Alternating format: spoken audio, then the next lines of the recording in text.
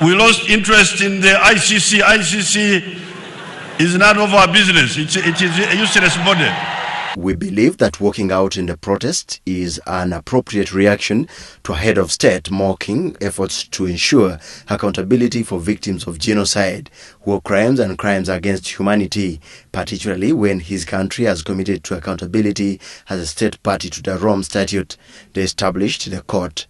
Ambassador Dr. Bruce Wharton, the U.S. said. The United States does not participate in the ICC and has not signed the Rome Statute.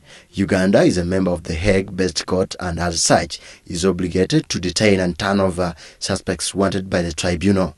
Bashir faces 2 ICC indictments for atrocities linked to the conflict in Darfur, where an estimated 300,000 people have died and 2 million have been forced out of their homes since 2003, according to United Nations figures. Though President Museveni says he has lost respect in the ICC, United States believes in countries, not government.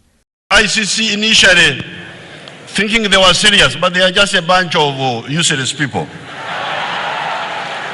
In cases such as the Darfur indictment, where we believe with the ICC that there were serious crimes, including genocide, committed there, and we think that the indictees should answer and to have their own chance to explain their actions and what happened.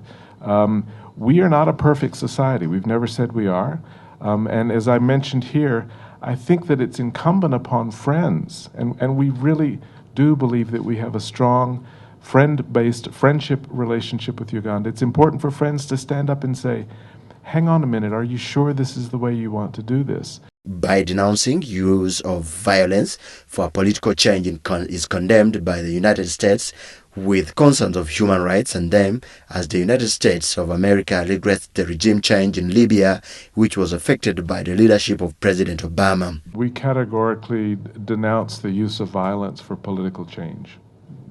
We'll do that everywhere in the world. Secondly, human rights remains one of the touchstones of our foreign policy. But again, as I said, there are also important concerns about security.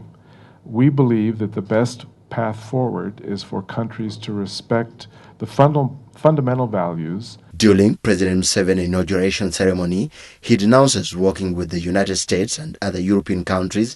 Instead, he will be in a relation with China and Russia.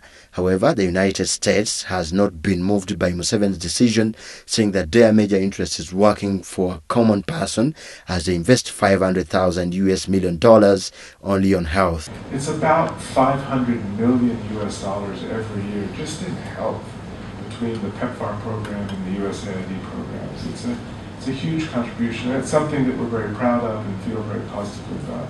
When you add in all of the other assistance that we provide, we're close to $792 million a year. But, you know, I don't know exactly what the relationship between China and Russia and Uganda is like. I do believe that we are thankfully beyond the Cold War. We're no longer in an ideological competition with these countries.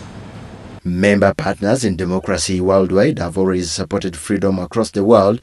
The United States have always appreciated the work done by the UPDF under the supervision of President Museveni, mostly the work done by the AMISOM.